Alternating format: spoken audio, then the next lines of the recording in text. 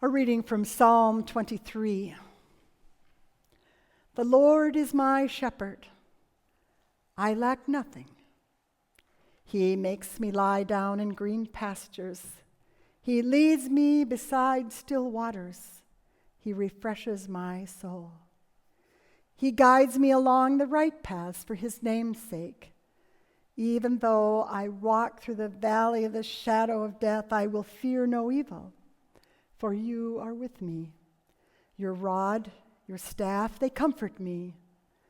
You prepare a table before me in the presence of my enemies. You anoint my head with oil, and my cup overflows. Surely your goodness and love will follow me all the days of my life, and I will dwell in the house of the Lord forever.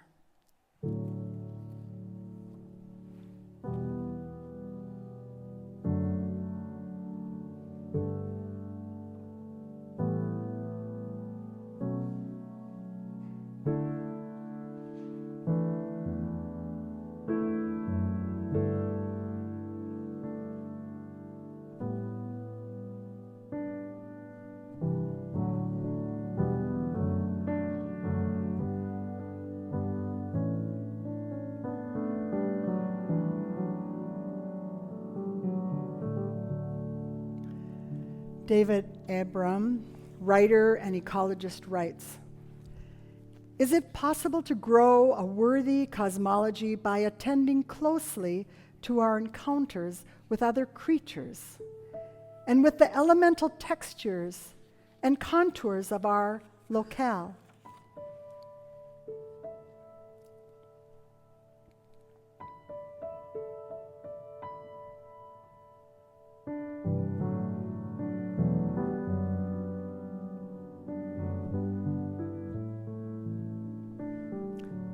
The pair slid into their migration's resting place, a small crack in an ice-covered but season-shifted river flowing between iron-hard earth banks.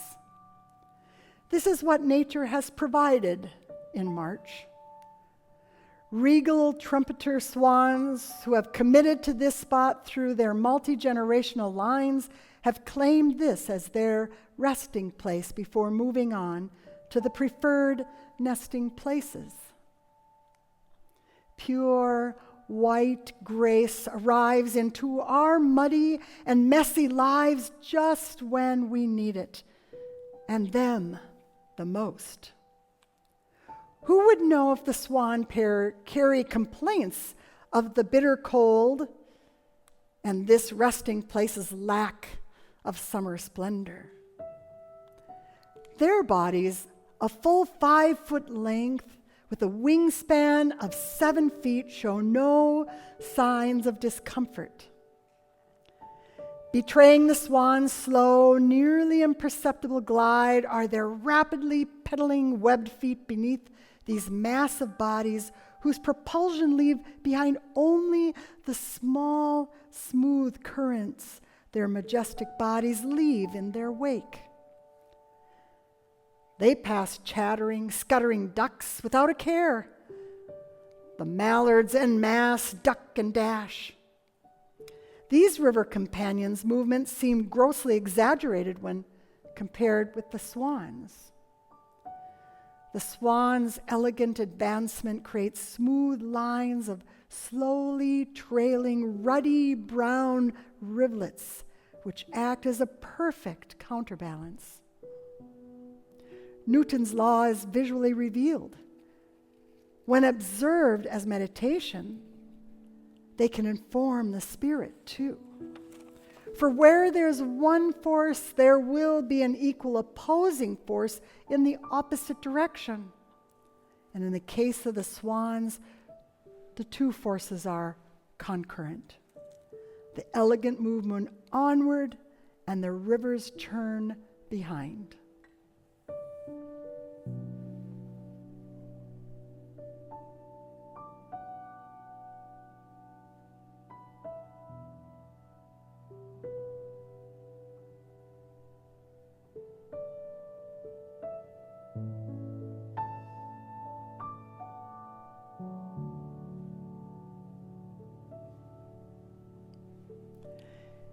maybe this can be true for us as we live into grace.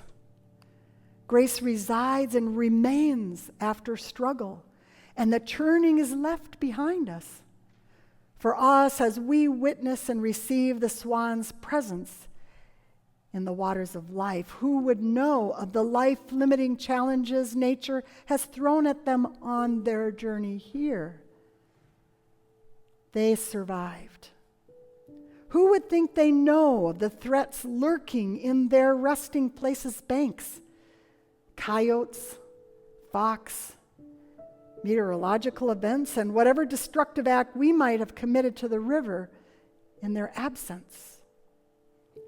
They glide on slowly, silently, and we can bear witness and give testimony to their resilience and their grace, to their moving forward without a second look back.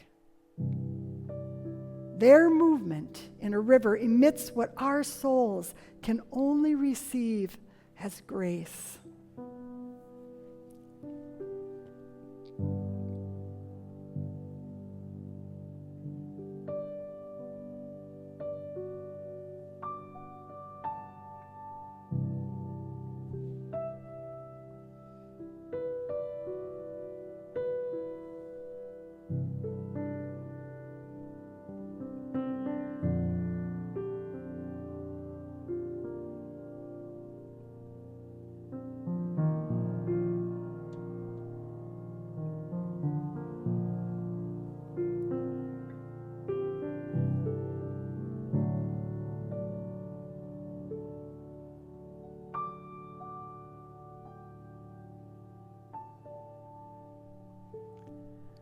Where do we find ourselves when we think we might perish or could? Gracefully receiving what has been provided in the river's valley of life? When challenged, where do we rest? And how do we rest? How do we move through the frozen waters when, as prayed for, as requested, as wished, they yielded? Will it change how you interact and navigate?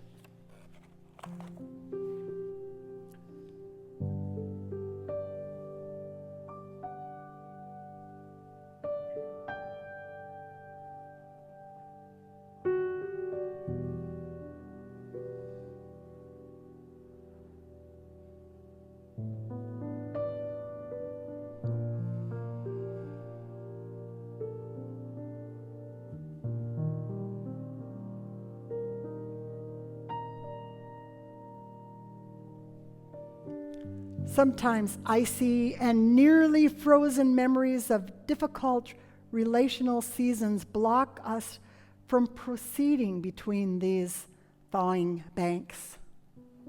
Even when that frigid space between those who have hurt us or whom we have hurt yields, we stay stuck.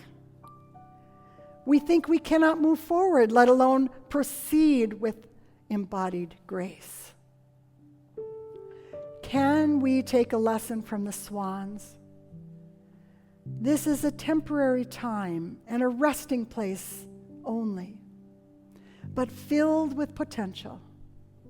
God gives us the support to see it in reflection, prayer, and shared contemplations, as we are doing tonight. Augustine of Hippo prayed this prayer sometime before 430 AD. You have made us for yourself, and our heart is restless until it rests in you. Tonight, we receive that deeper rest through prayer and contemplation. And we read again from Psalm 23. The Lord is your shepherd. You lack nothing. God leads you beside quiet waters, refreshing your soul. The swan pair that glides between the frozen banks is not unaware of the dangers that lurk. They move in their created manner, a gift in the cold but promise-laden spring. Slowly advancing with grace between these frozen banks and the hidden threats they hold. For this is the river that God has gifted that will sustain them for their resting time until they embark for the next part of their journey.